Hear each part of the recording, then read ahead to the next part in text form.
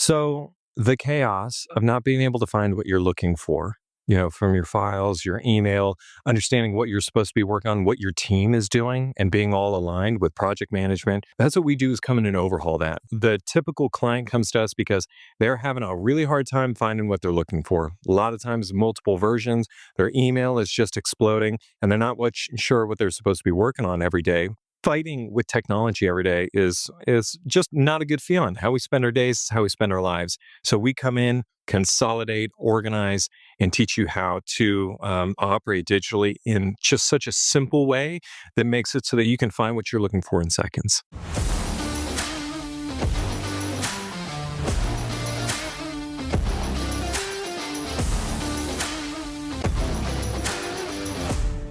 What's up, Shawn? How are you? Doing well. How are you? Doing great. Good to have you on the show. And I've heard a lot about you now. We have some mutual friends, and namely your father-in-law, Michael Hyatt, is a good friend and someone I coached with for the last year. I think I just wrapped up my first coaching agreement with him, last week or the week before. Yeah, that's awesome. Well, I love him and everything that he's doing in their business over there. It's been a joy. I actually did their tech support and helped kind of build out their whole systems and everything from platform university launch all the way up until right about when my son was born. So I made some transitions to focus more on digital organization. And I love Full Focus. Well, how on earth did he not wrap you in long term? That's what I'm wondering. How did you go in a different direction where you have your own business and he didn't talk? I mean, he's a good sales guy. So how did he not talk you into Full Focus? Well, I've always just wanted to kind of do my own thing. It was kind of tempting at times, but I started this whole thing just wanting to learn how to start a business and be successful at it, and just kind of figure out how it all works. But yeah. Well, I am glad that you went with your gut and started the business that you started.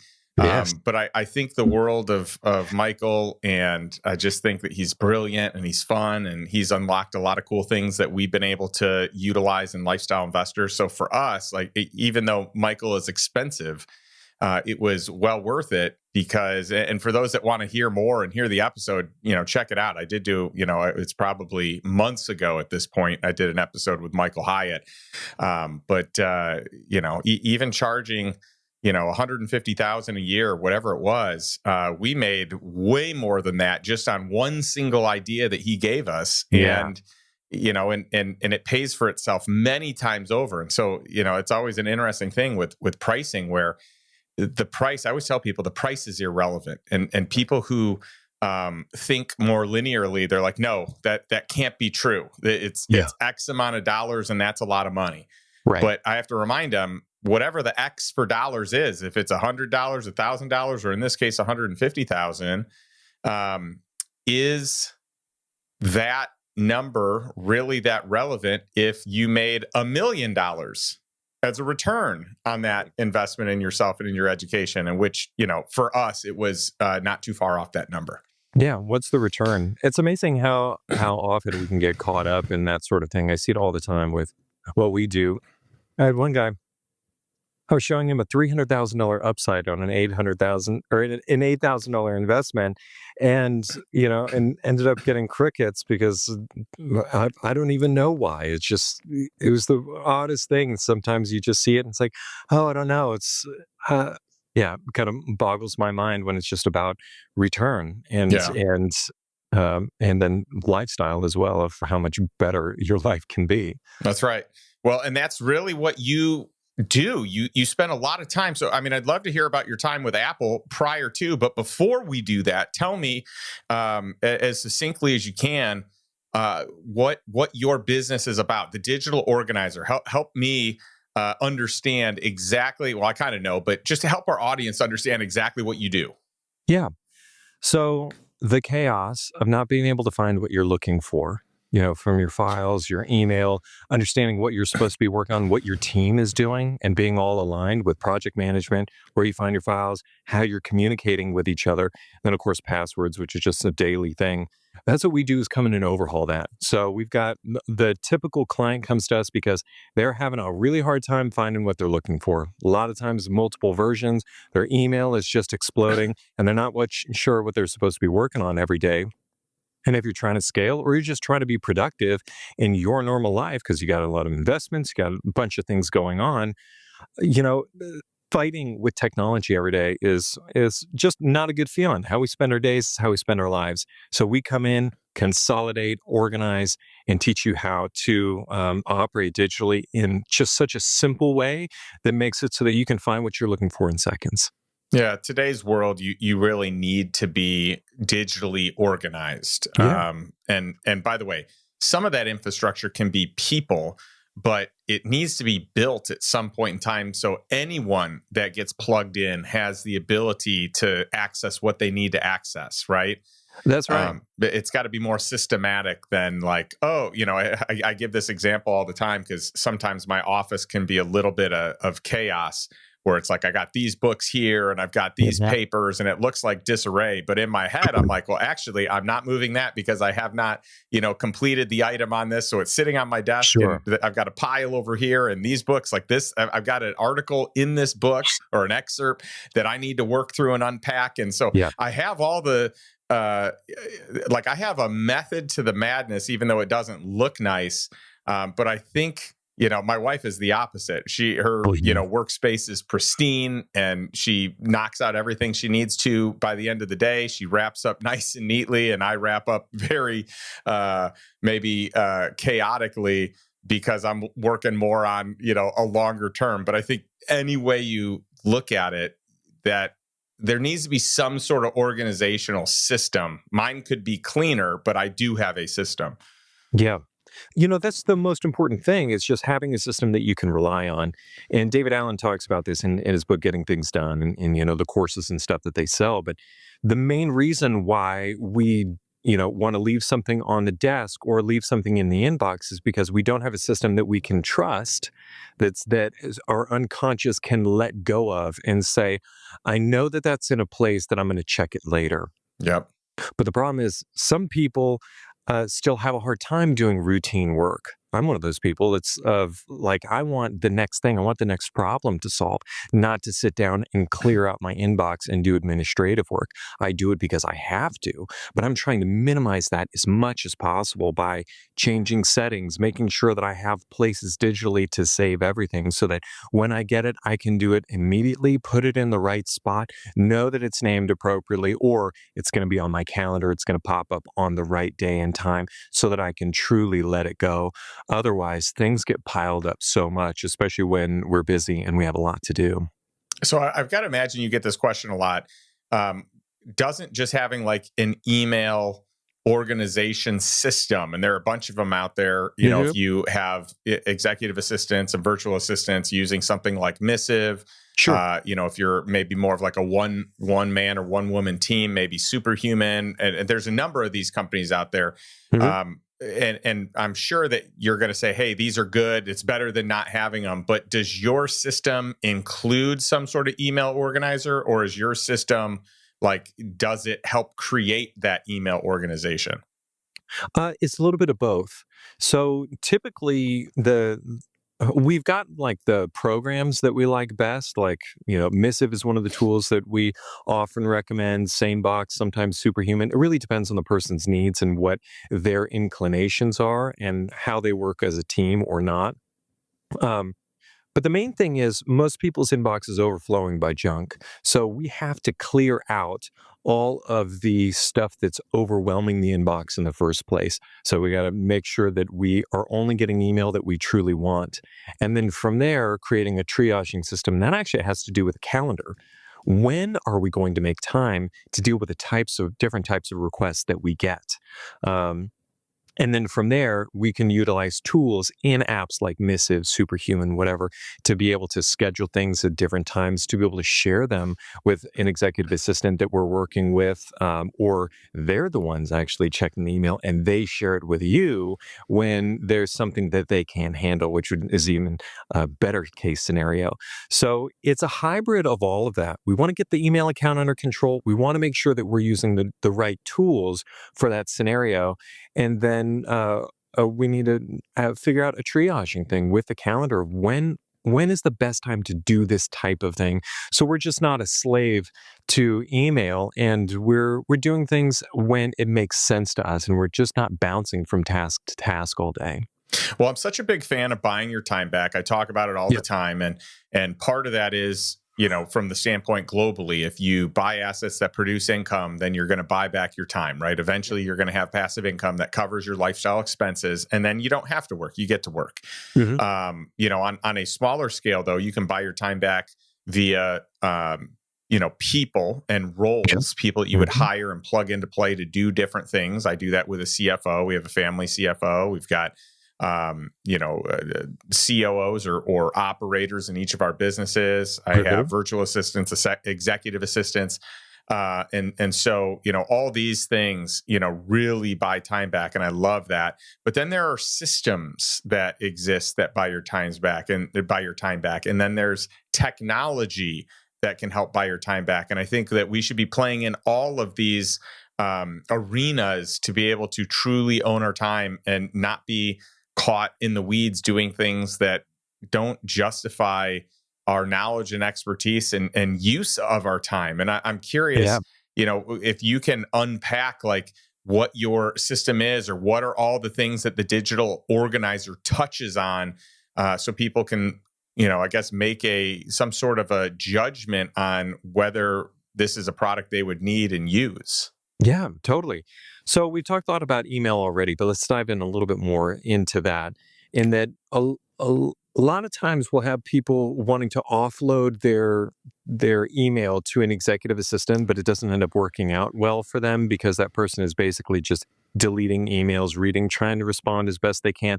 But a lot of the emails that take up the most time still get dumped right onto the plate of the person who's hiring that person to take care of it for them. And so people are usually trying to find people as the system and put a person as the system and say, you create that system for me.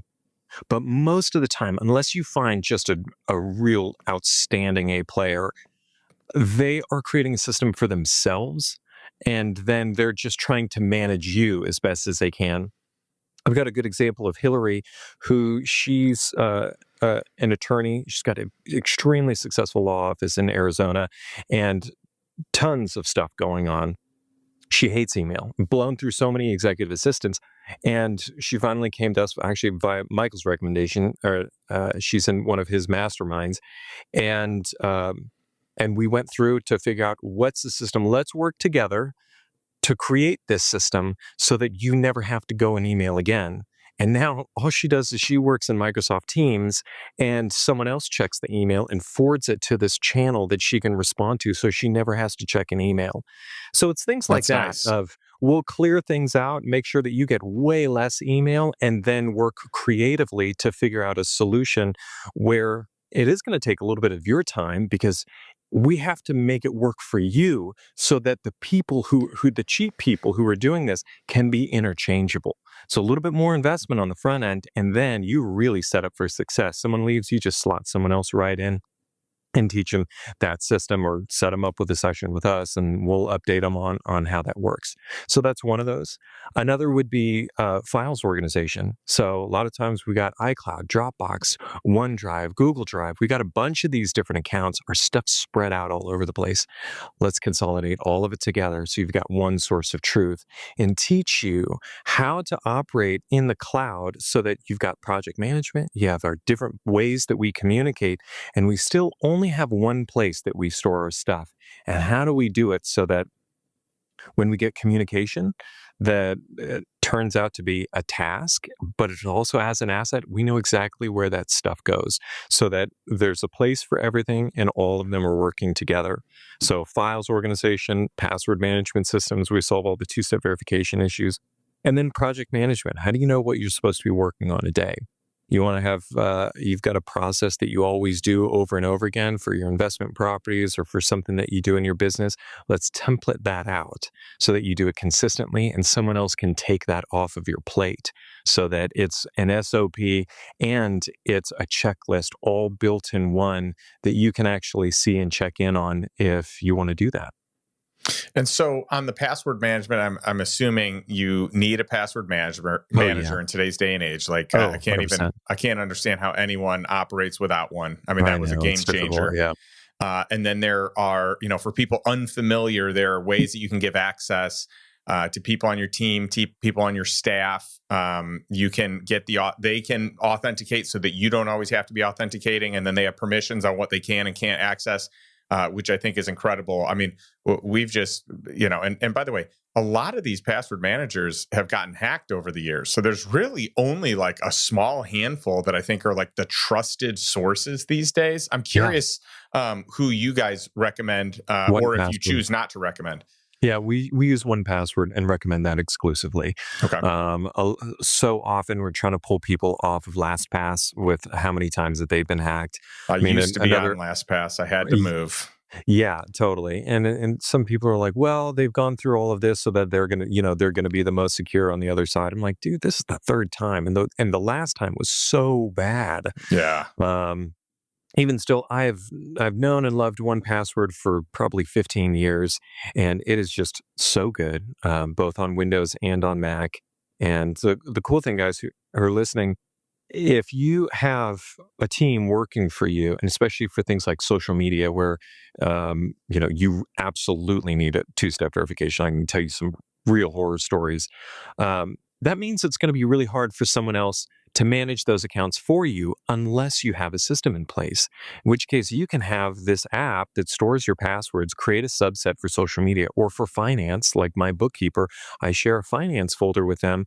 And so my tax stuff, everything has two-step verification and they have the codes and they've got it all. And they never have to contact me to file my state taxes and, franchise and excise tax. It all just gets done. Yeah. And one thing I will say for anyone that's trusting the outsourcing of financial information, please do not give access to your bank account info. Create another account. Yes. Give permissions. Like that is so important. Because anyone can have a bad day. And by the way, they could be the most honest people out there, but they could get hacked. They're not going to be as delicate with the passwords and storage and all that as you are. So, and that's another reason why to use something like 1Password. So my bookkeeper uses 1Password as well.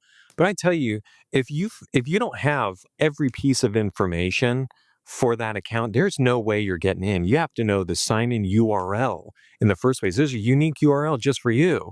And then your username, the master password, and then a secret key. And you can add another verification step on top of that. It is extremely difficult to get into that. Even as an admin, to take over someone else's accounts, you're jumping through a lot of hoops. Yeah, I like that. Now, we did our research on password managers, and 1Password came into our final two, and we ended up going with Keeper. I'm not sure if you're familiar with Keeper, but that one actually won out in our assessment barely. Like the two were basically neck and neck. But I'm curious why you like 1Password over Keeper. Well, it was around before, so and then Keeper has made some really great developments over probably the past 5 years or so. That's a real ballpark that I've been paying more attention to them. But at first, it was pretty lame and didn't have near what we had with 1Password. And 1Password has just always been at the forefront in my eyes from both functionality and design. It's just Yeah, the way it worked and integrated with everything was just so good that we just went all in on them. So if someone's using Keeper, great. Like, if you want to switch to one password, cool. But we can give you some tips to keep going with that. But it's not that I'm not into them. It's just I've made my bed. Yeah. Well, once you're all in on something, it's hard to pivot. But for those of you that are all in on LastPass or one of these other ones that has been hacked, there are easy ways that you So can easy. export your data, so it's Yep. not a manual effort on every single one of these. Mhm. Okay, so what else? What are the other ways that we need to be thinking about our digital organization? So we've talked files, we've talked password manager, we've talked email. Is there anything else that we need to be considering? I mean, really, it's project management. And this is the area that so many people get caught up um, in shiny object syndrome, in chasing the next app because it doesn't have the feature that they want, or it's not pretty enough, or for some reason, that didn't really work for them and someone else told them that they should use Notion instead. And so people kind of jump from app to app when really, guys, the most important thing is figuring out what works for you and trying to get started on the right foot and then consistently using that one tool. So when it comes to project managers, it's they all do basically the same thing.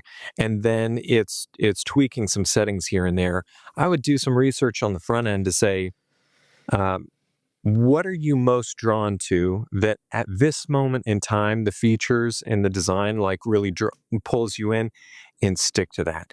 Download and hand pull over whatever you need to do to get all the information out of the other platforms that you're using, shut down those accounts and fully commit to one. And if you need something else, you can use paper as an anchor as well.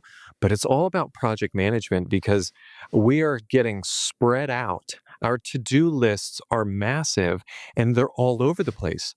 We have to-do lists in our Facebook feed, in our emails, in Slack, in Microsoft Teams, in our project management tools. The lists just keep going on and on. We have to pick one. And so figuring out how to do that, finding the right platform for you, setting that up, and making it work for your team is something that allows teams to feel so much more focused and then just throw fuel on the fire if you really want to take off and get way more productive and scale or do something else or just have your sanity back. Yeah. So I'm curious now uh, which company is your favorite project management software? We've Yeah. tried a few, and we've Hmm. got our one and two that we ended up Yeah. going with. But how did those rank for you? So, Asana and ClickUp are two main ones, Yep. but we've recently just added Hive, Okay. and we've got Annie, who's our project management guru. She's an Asana girl first, and then she got into ClickUp, and it makes sense for a lot of people, maybe not for everyone. We tend to lean more towards Asana.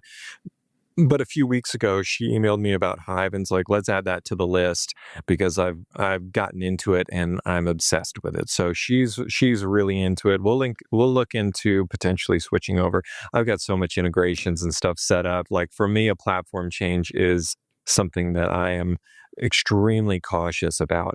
But You got to be it's mostly serious. a really You got to good be one. 100% to make that pivot, Yes, yeah, you got to be because they are 100%. Or different. use it. Their methodology and functionality is just a lot different.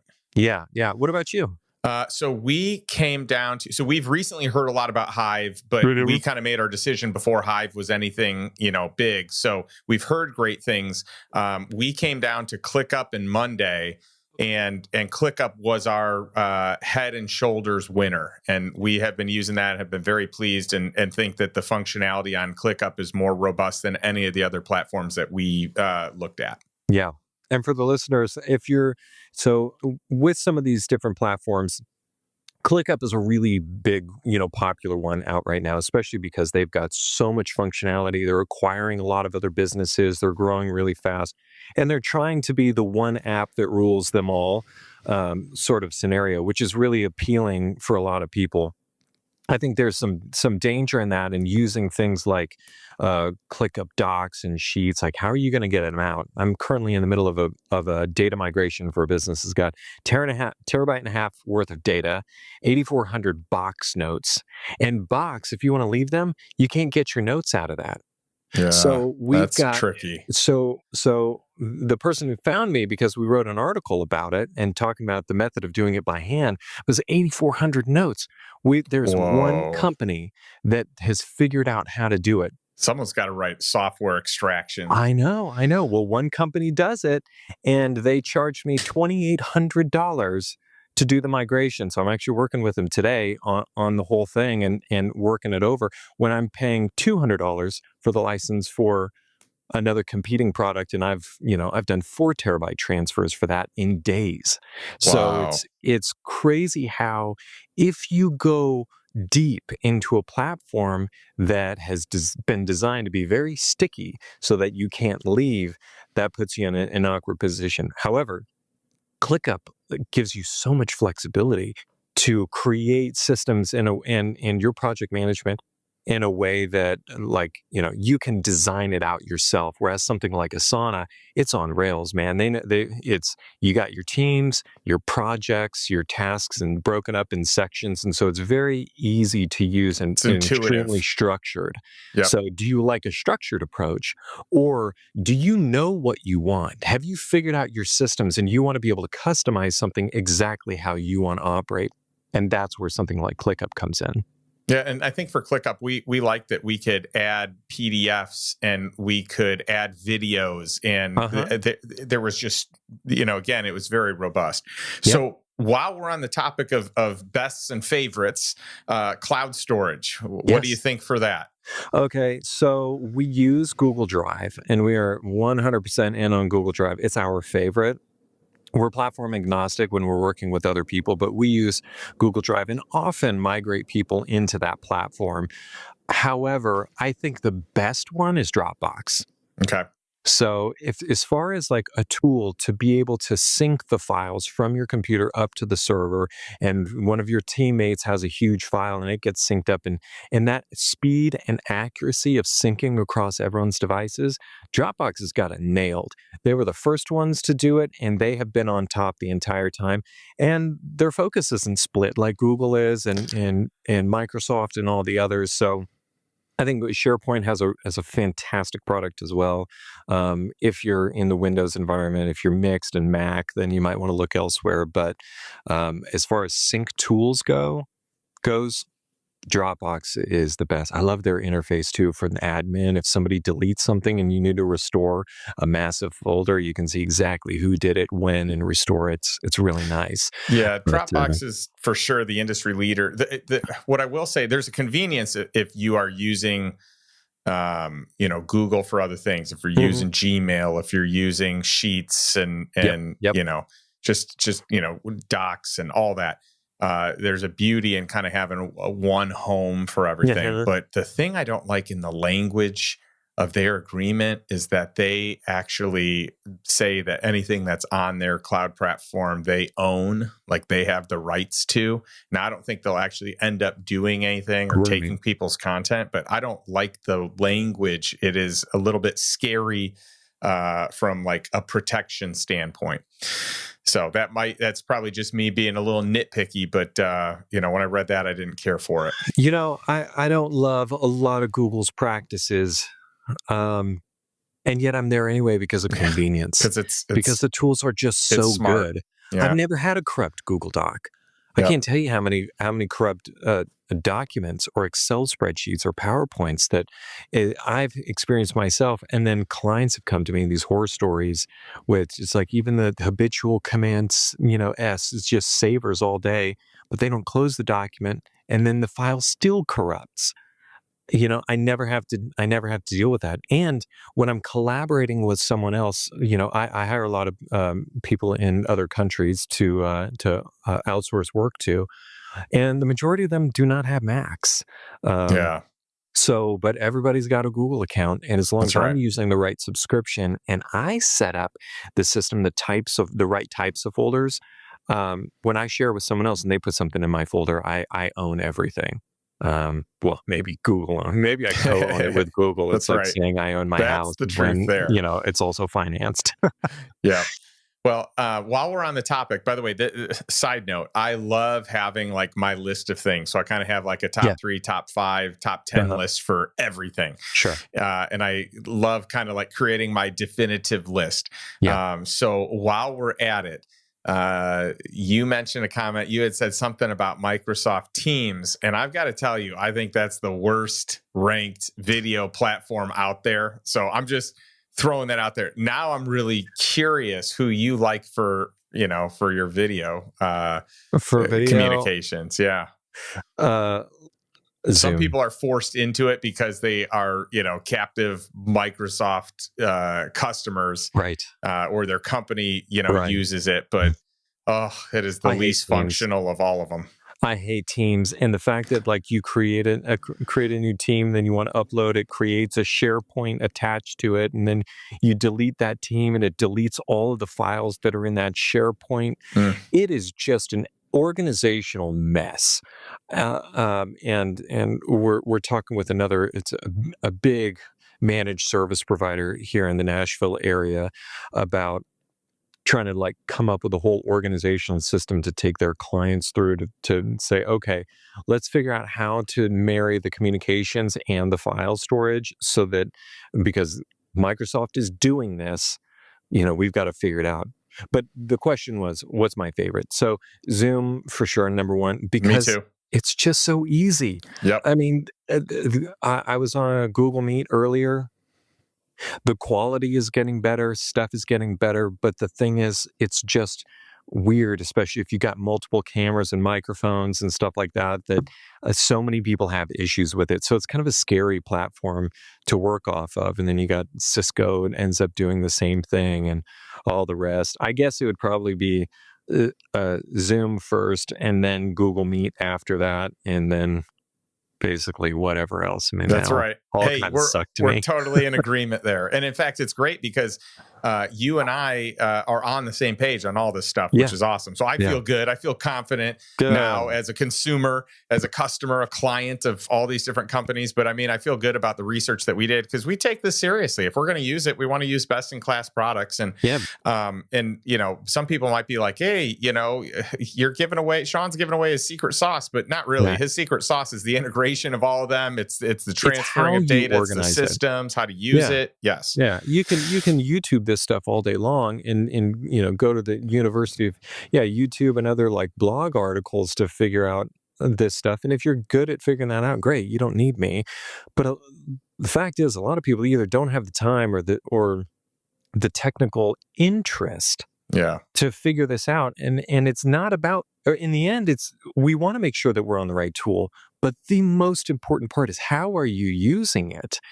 Because there's a lot of serious do's and don'ts that you can get yourself into trouble over. And architecting that stuff out at the beginning and just having that baseline understanding of the tools really sets you up for success. So you can switch. You're done with ClickUp and you want to switch over to Hive? Cool. You know everything that you need and how to export it out. And you've got the good best practices where you're uploading the PDFs and the videos or whatever into ClickUp. But you know that that's all material that expires and we have copies elsewhere. So we can leave it and delete it and it's fine. So it's knowing how to use your tools that you can have the confidence to switch when it makes sense or to just settle in and say, you know what, maybe someone else has got a feature that would make this a little bit easier. But the amount of effort in retraining across the board that it would take doesn't make sense. So we're going to do this thing manually, and it's going to take us 2 more clicks where it would have been no clicks somewhere else. Yeah. Well, there's a beauty for a lot of entrepreneurs that are hard charging, that are big vision, that are, trying to change the world. There's a beauty in just hitting an easy button and handing it off, which I'm a huge fan of. No. And it's interesting. Like I'm thinking about all the stuff that we're talking about here. And one of the best moves we ever made was hiring, a good buddy to be the CTO for Lifestyle Investor because he's helped integrate so much of this stuff. But someone could hire you guys for a fraction of the Oh yeah. price, Oh yeah. which is, a great way to consider doing it, especially if you don't, have the needs full time to have someone in that Mhm. role, or even part time. We've done a fractional CTO, and for us, that has been a good fit for a period of time, right? Mhm. So, but I'm curious, tell us a little bit more about what working with you would look like. Yeah, so usually it always starts with a call to just see if we're aligned in what you need, and if not, I point you in the right direction.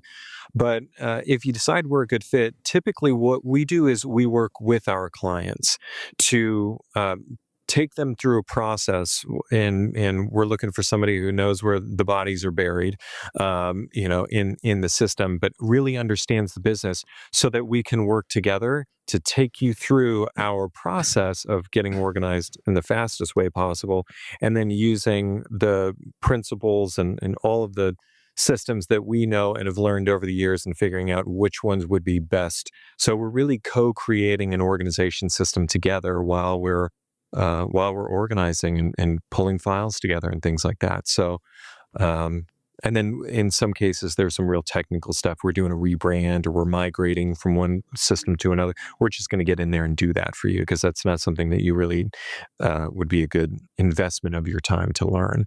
But Well, yeah, especially so for a one-time activity, right? exactly. There's just Yep. not a lot of value in learning Yep. that, Yep. in my opinion. But Hmm. I think it's great for entrepreneurs to have an easy button. And by the way, not even exclusively to entrepreneurs. You could be, Hmm. a hard-charging corporate executive Oh or yeah. attorney or whatever, and you just don't have the time to do all this, but you need to get your house in order. Yep. So Yep. I We work love that with you them all the started this time. company. I think this is brilliant, and it's a huge need out there. Now, I am curious Yeah. how, you spent 7 years as a creative at Apple. I'm Yeah. curious how that time there helped influence what you're doing today. Well, I mean, it was the whole impetus for doing it in the first place, because I would have these people. So I was a creative, which means when you bought a new Mac, you're offered a one-time opportunity to spend $100 to get a year membership to meet with a creative and have hour-long sessions for us to teach you how to use your Apple products. It's an amazing deal. And so I would sit down with people for 7 years teaching them how to do this stuff. And they would get this new computer, take it to the store, well, their old computer and their new computer, the Genius Bar would transfer the data, and then they would sit down with me to teach them how to use it. And they were expecting this fresh start, and then they'd get buried with all of the stuff that just got transferred over. And there were so many people who felt really overwhelmed. Um, and had a hard time learning anything when the mess was there. And I just saw that over and over again, that people were kind of frozen until they got control of the mess. Nothing could progress without it. Now, a lot of CEOs have a hard time understanding that, because they can just pull right through and get things done. And it's like, organization, whatever, we just got to get revenue. Let's get it done. Right. So a lot of times that we'll have an operations person like, hey, I need help. And they're like, just figure it out. Um, so so that's what I saw over and over again, and people started hiring me to come out and do it, because the Apple Store didn't do it, so I would fill that need outside of the store, and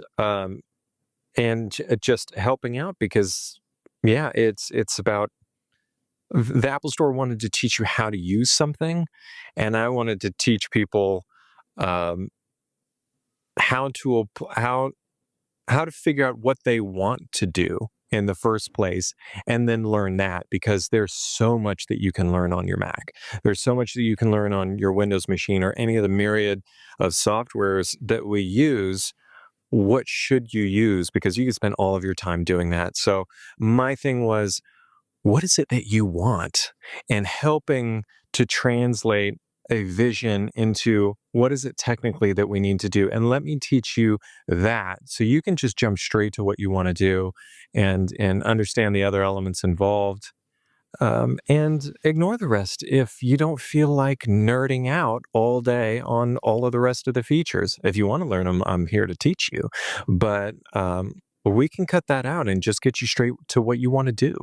Yeah, that's awesome. Well, I think Apple has changed the game, and even from the standpoint today of like cloud-based storage. I mean, whenever I get a new computer these days, it's just like I can do it myself. I don't even need the team. So they're brilliant in the fact that like the Genius Bar can be, related to some other genius. It doesn't have to Mhm. be on the cloud, transfer. I mean, it's not a cloud transfer. It's just, bringing the cloud onto another device where you have everything stored. So for me, it's great. The cloud just captures everything.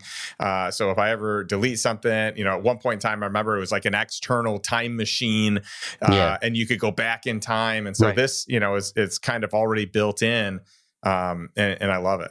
Yeah, it's so good now, and a lot of people still don't have that quite yet.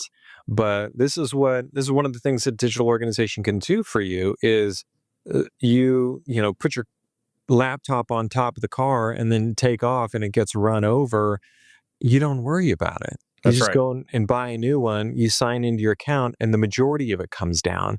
You log into your 1Password account, and then you've got all the accounts, and then you can just start logging back into everything and download the few apps that you need, and it's no big deal.